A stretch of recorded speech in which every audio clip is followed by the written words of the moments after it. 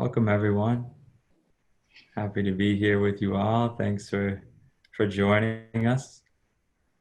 Today we're leaning into these paradoxes of life, these finding wholeness in fragmentation, finding the partial truths of everyone.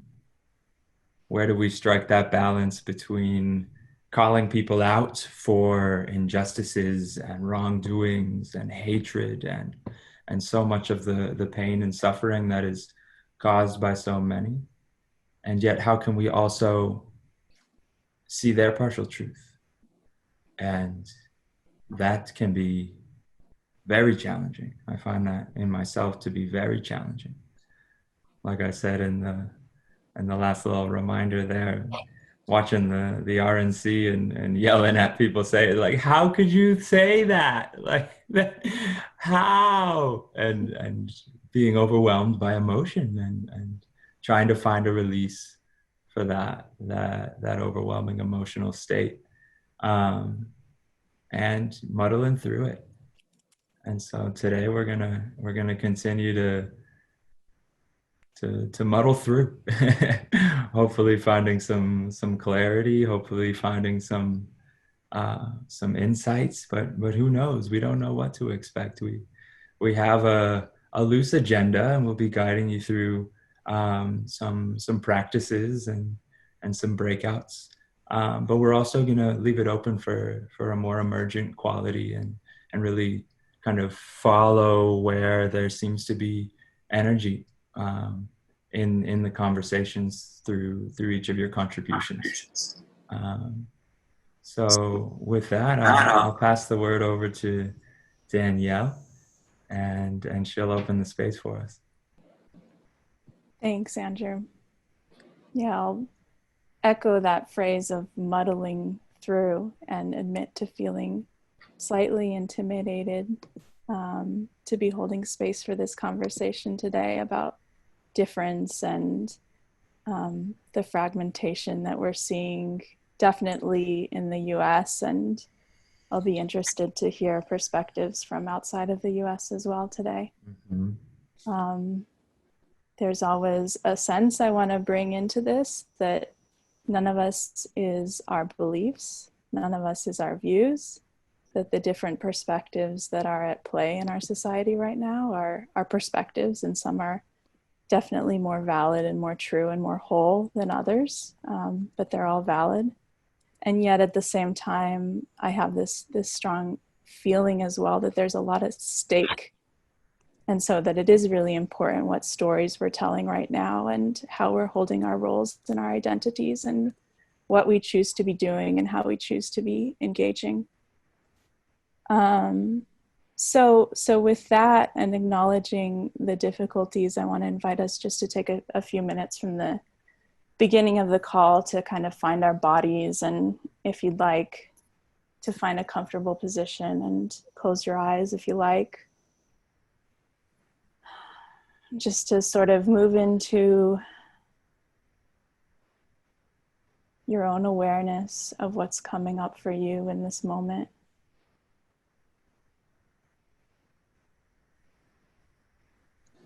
And setting an intention to first and foremost be really open to that experience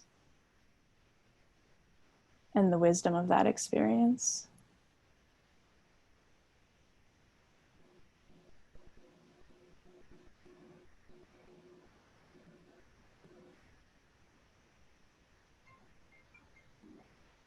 Finding your breath.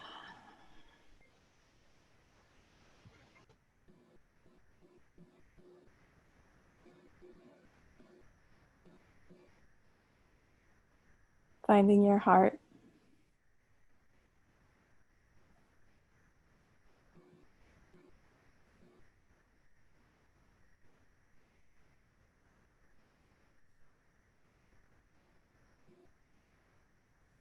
And the invitation today is really to practice noticing what's coming up for you in the moment that we're talking about difference and division and fragmentation in our society, to really notice what gets you activated,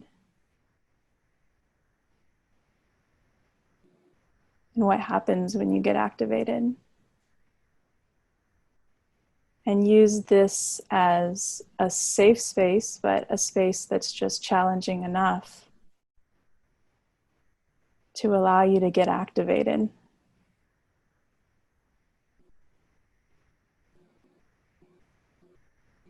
And still practice staying with presence and awareness of your own experience.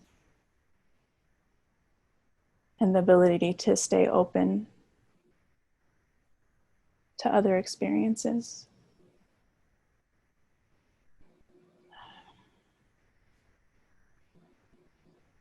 So with that, when you're ready, you can open your eyes. And let's connect for a moment with one another through the screen.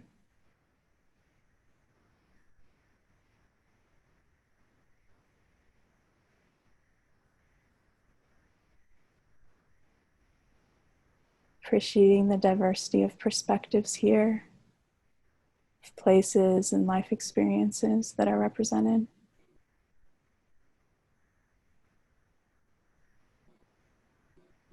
And let's take a breath together. Inhale. And exhale together.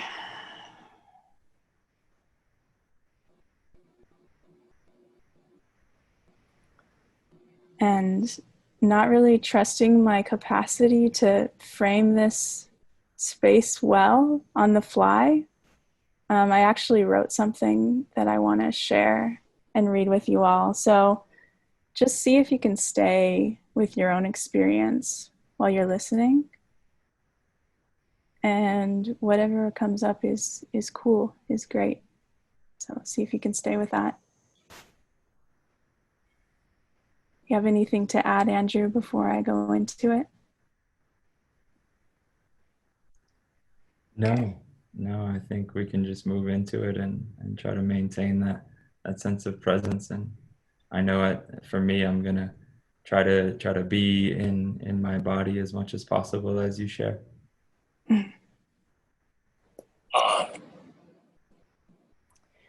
These days, I mostly stay at home in a perhaps ill-advised or at least useless attempt to protect my time and my focus. Even my media usage is measured. Contact points with the broader social holon outside of my family are limited. Yet even through those scattered points of partial connection, what leaks through is an increasing sense that the world around me is accelerating in its fragmentation.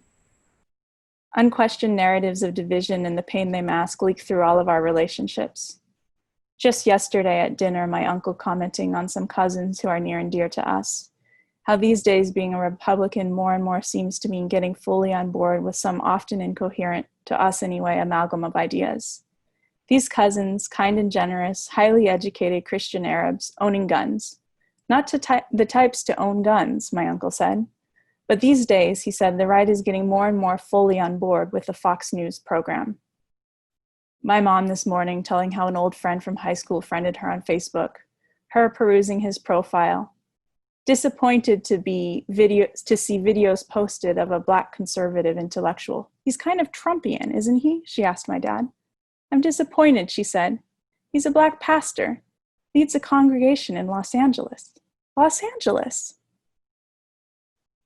Seeking always not to get trapped in invisible shackles, I try to see the ways the left cajoles liberals like me to get fully on board as well. I feel it in the comments from supervisors on my thesis in the social sciences, the language of representation and identity carefully monitored, in ways that often seem more like signs of being in the academic know than like truly coherent and consistent principles of how best to demonstrate respect to groups long oppressed. The invisible codebook of woke culture making me feel regulated, resenting that, and these feelings deeply complexified by my own recognition of my privilege and the pain of reckoning with my own white guilt and fragility, the desire not to fall into defensiveness, but instead to lean into my own discomfort, even while recognizing that monitoring words and thoughts and beliefs is not the way to facilitate transformations of consciousness. I feel empathetic for those who just can't see the systems of oppression, themselves not having reached a stage of development where one really begins to grapple with difference and how making them feel bad, wrong, calling them racist sends a strong and loud message that we don't plan to take them along in this new, inclusive, and diverse society. So not really being willing to buy into either a right or left identity, a new identity for myself emerges, one that refuses to put anyone out of my heart. I imagine myself articulating this in a Facebook post. Imagined blowback from my most radical and vocal friends. Imagine feelings of my own integrity and goodness being called into question. Imagine political conversations with conservatives in our family circle and the remembering that I still have so much less in common with them and still aghast at the destruction driven by their willingness to live in, digest, and reproduce a bubble of dangerous misinformation and narratives during the further deterioration of our democracy and our planet. And in some moments, I see that this identity as someone willing and able to hold all views creeps in the back door with my ego, pretends to be skillful and compassionate in a way that often, instead, leaves me feeling isolated and unseen. No, the answer is not in adhering to a new integral identity that can cover over it all. I can see that what is skillful sometimes is a willingness to inhabit and hold the partial view in all its partialness, in its capacity to bind me with others in that view and to really truly be for them, to be willing humbly to surrender my privileged integral perspective and identity, to give up the feeling that I need to point out what is not being expressed to make others see. I marched with the Black Lives Matter movement, not because I don't feel respect, gratitude, and empathy for police people, but because marching with Black Lives Matter seemed like what being on the right side of history means for this moment in my limited view. And to me in that moment, letting my Black brothers and sisters know that I was willing to show up for them seemed more important than anything else. Nothing is really black and white, but sometimes we are asked to just pick a side. The most radical idea I want to propose among all this fragmentation is something altogether different than the feeling we may have of the need to choose the best, most accurate, most inclusive, or even the most compassionate and loving narrative and bind ourselves to that. No, it's a realization of another order entirely, based on the lived experience of seeing and knowing in the buried cells of my bones that I am not my beliefs. I am not what I know, my explanation of the social system, my values, my identity as a woman, a Democrat, an integralist, or an anthropologist, or any of the other hats I wear from time to time. And if I am not these things, immediately, all of the walls between us are on shaky ground, because it means that you are not any of those things either, that no one is what they believe, or anything other than all of everything for that matter. And this realization can open up a profound space of liberation, to transcend identity entirely, to reach greater depths of compassion and connection, and even to move freely between and among narratives and roles as best serves the moment.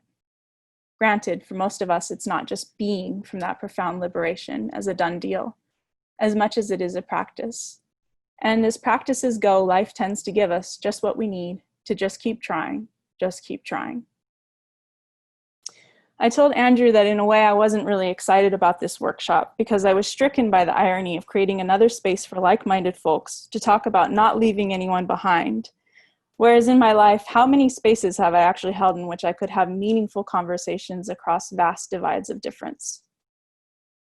But we're not here to pretend we've got it figured out, just to hold space for others who are asking similar questions and who want to practice living and being from wholeness in a space of shared intention.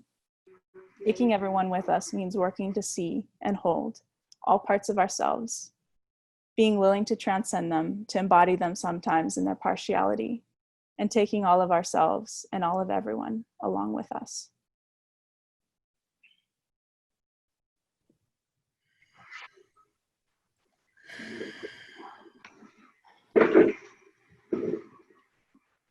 So with that, I'll pass it over to Andrew.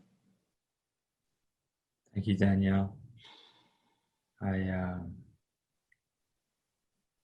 It was interesting to vocalize in the beginning my intention to stay in my body, because I noticed throughout wanting to go into my head, wanting to hear what you were saying and say, yes, and this, and is it that way? And really dig into the details and kind of pull it apart and make sense of it.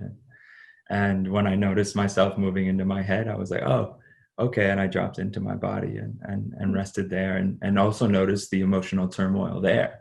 And I think a part of that move into the head is a move away from the racing heart, the discomfort, oh yeah, I have white guilt too, and I feel fragile, and all of this challenging emotions arising in me, as you shared, and how the explaining it away, the coming up with a story in my mind that allows me to feel better is a coping mechanism. And I've had to work hard, especially recently, to cultivate a practice of an awareness in the momentary experience, to notice when that's happening, and notice when the stories are arising and see them as just stories.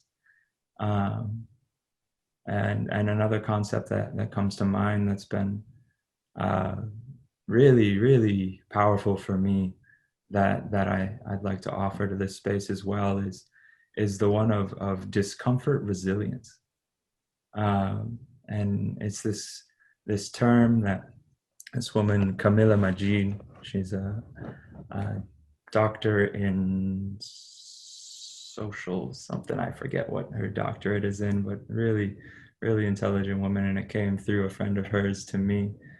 She talks about this pro-social triad, and the discomfort resilience being one of the three in this pro-social triad, the other two being fierce compassion and discomfort resilience, fierce compassion, and cultural humility are the three. And she talks about how cultivating those are pro-social capacities. If we can maintain a cultural humility, have a fierce compassion, not just a passive compassion, but really bring in this fierce love for all living beings, that sometimes means that we choose sides. I love that part where you're like, sometimes we need to just choose sides. And so when we choose those sides, can we also meet the other side with fierce compassion? And then the discomfort resilience, for me, being this, especially for me as a straight white male, I have an enormous amount of privilege, and I recognize how so much of this system is designed to keep me comfortable.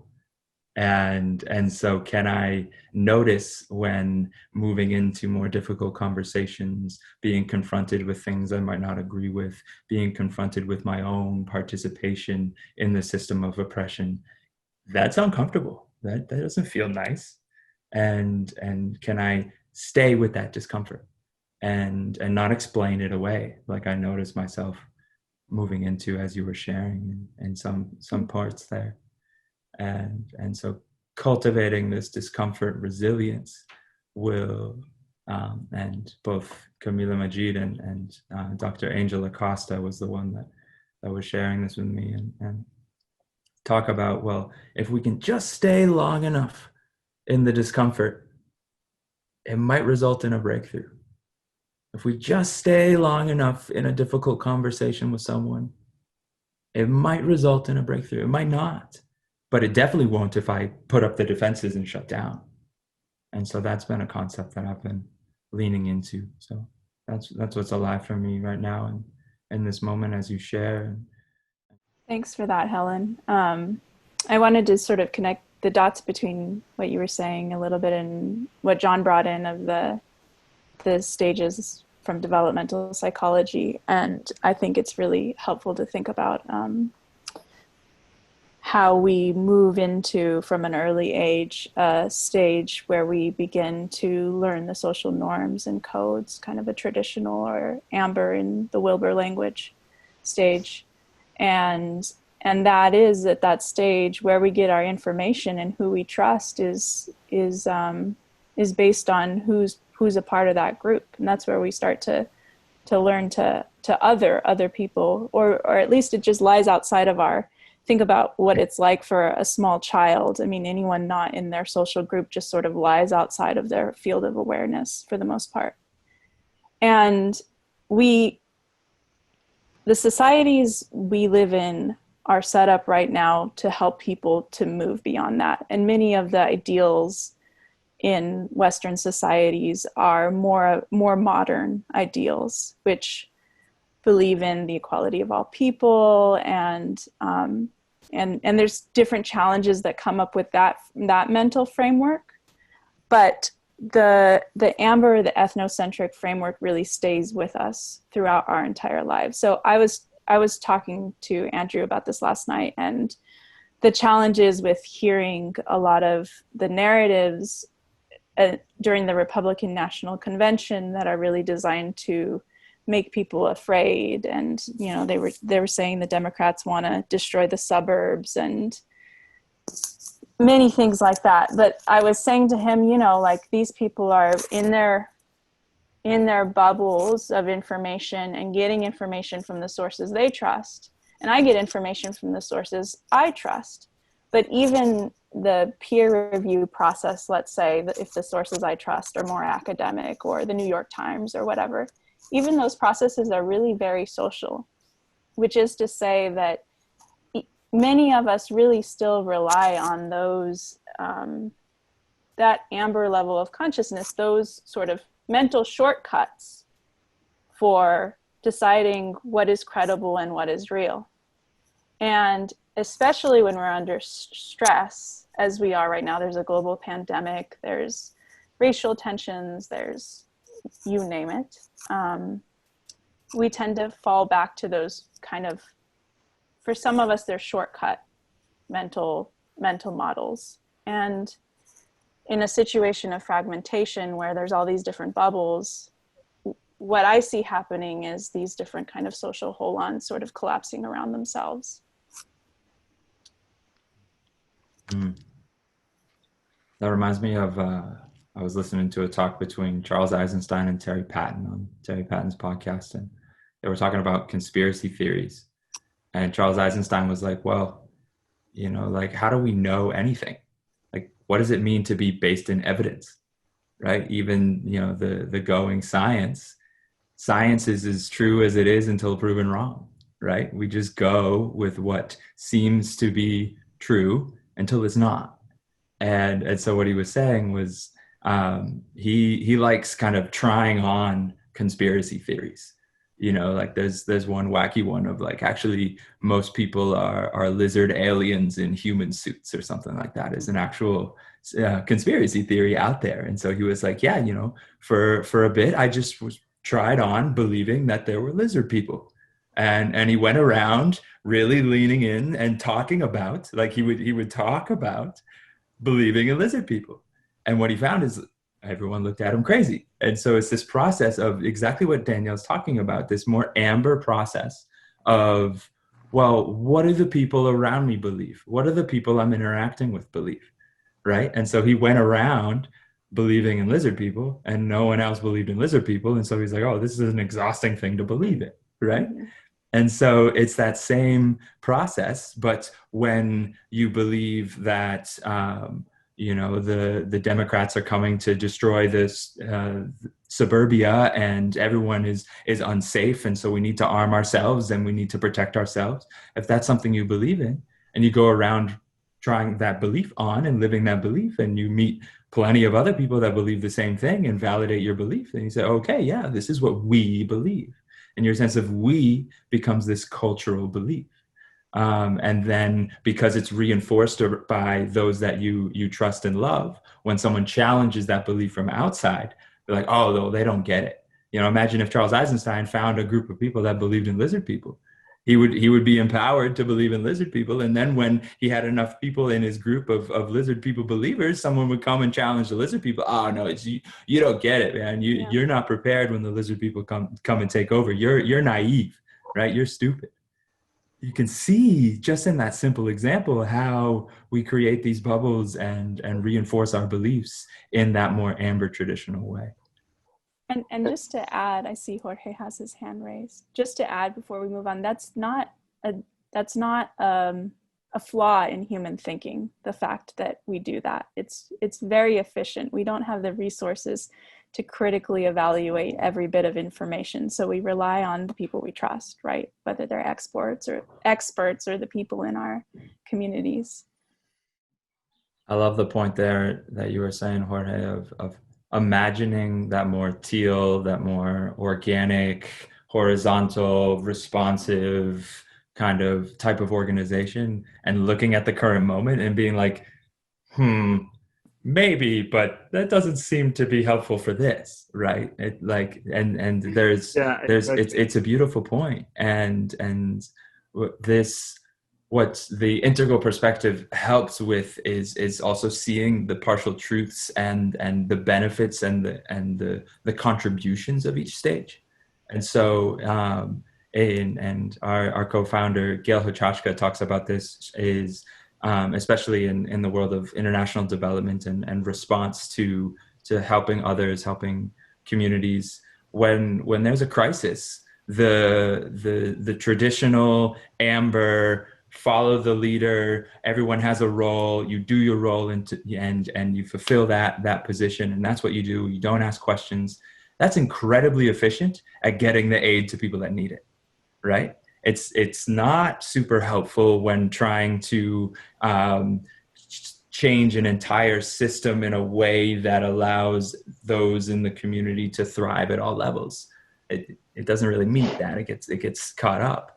But when there's a crisis, just respond. I mean, look at what the military is able to do like that.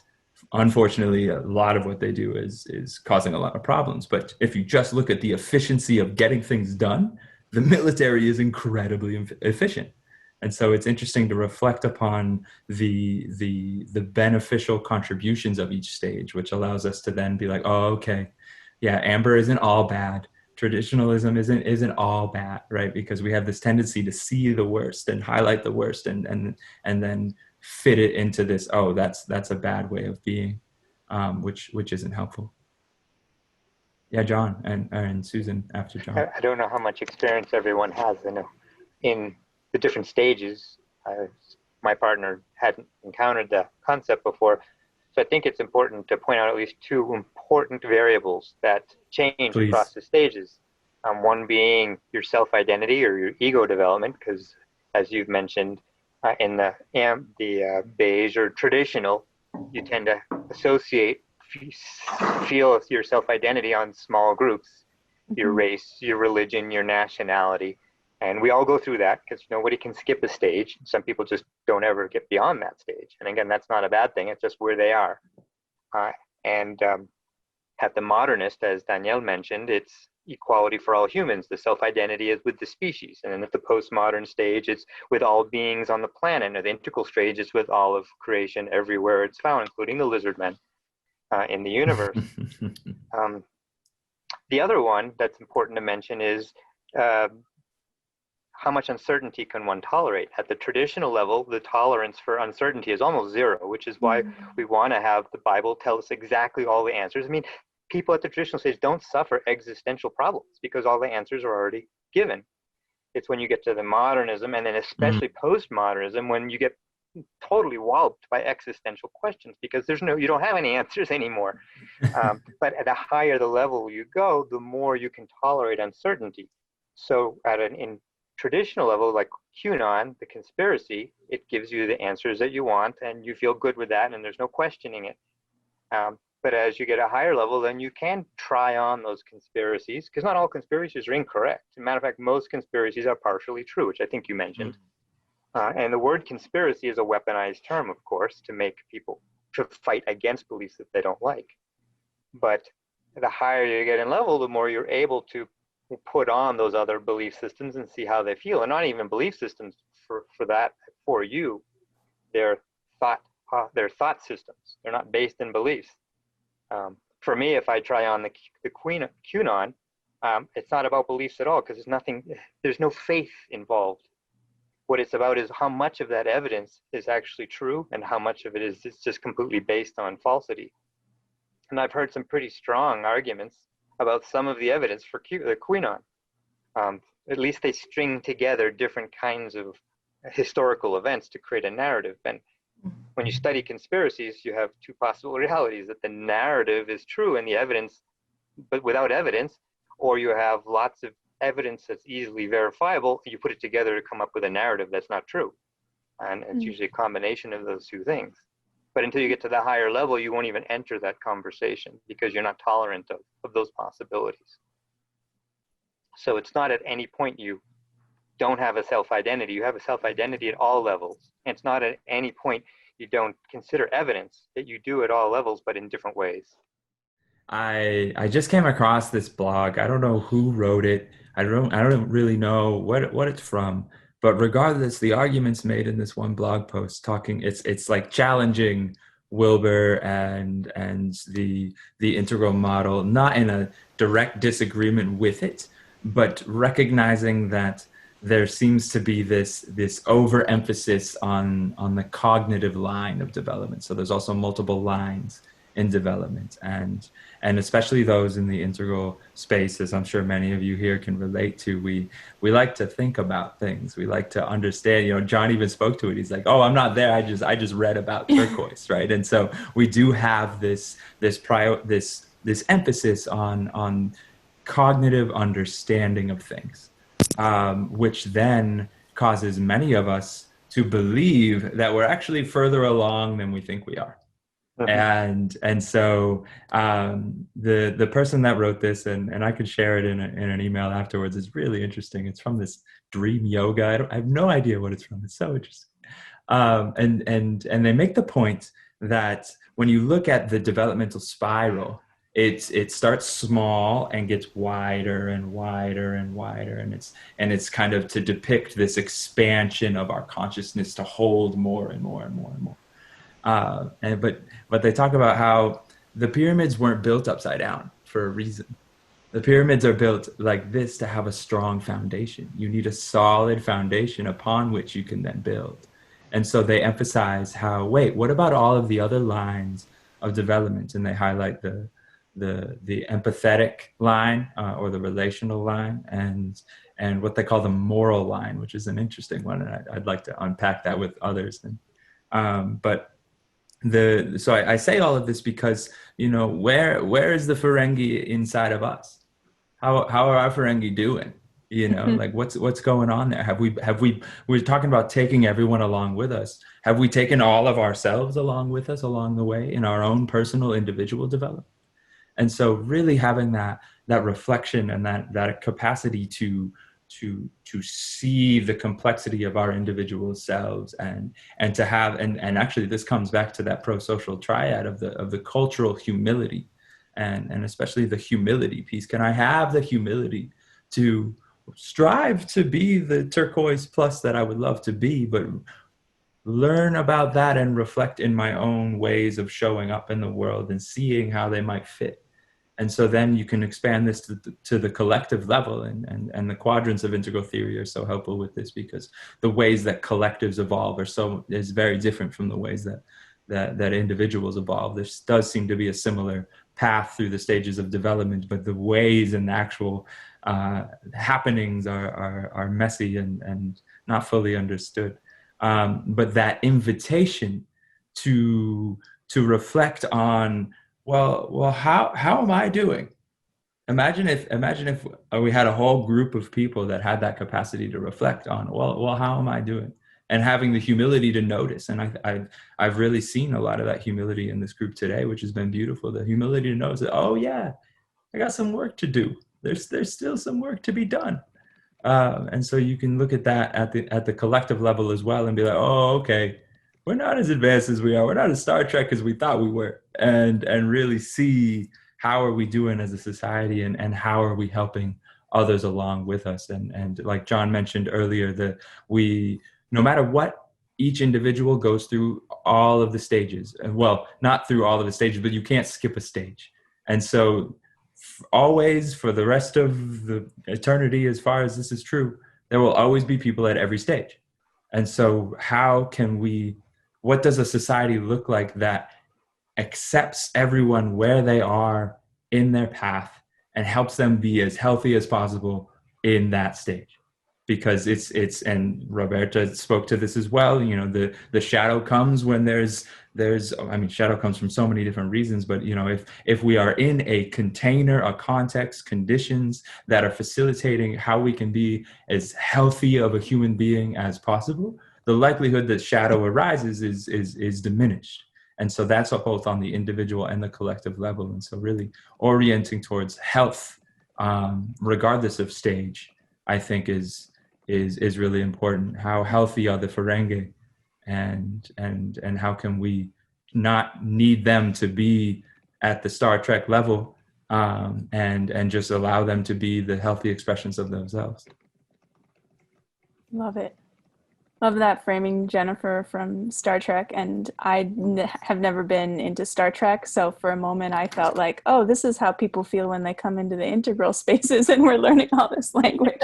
Oh, yeah. I didn't know Yeah. what Ferengis were, but I was with you. I got it. I think it's such a beautiful metaphor for describing what we're trying to describe here and what we're trying to realize here and embody here in a more healed and whole society, right? And really appreciated that. Mm-hmm. So with that, let's just take a few moments to settle back in while we close.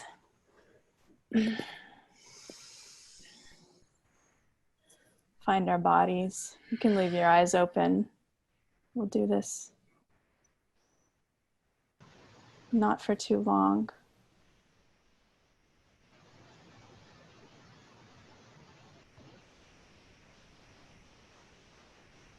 And if you'd like just to name one word, we can do this popcorn style.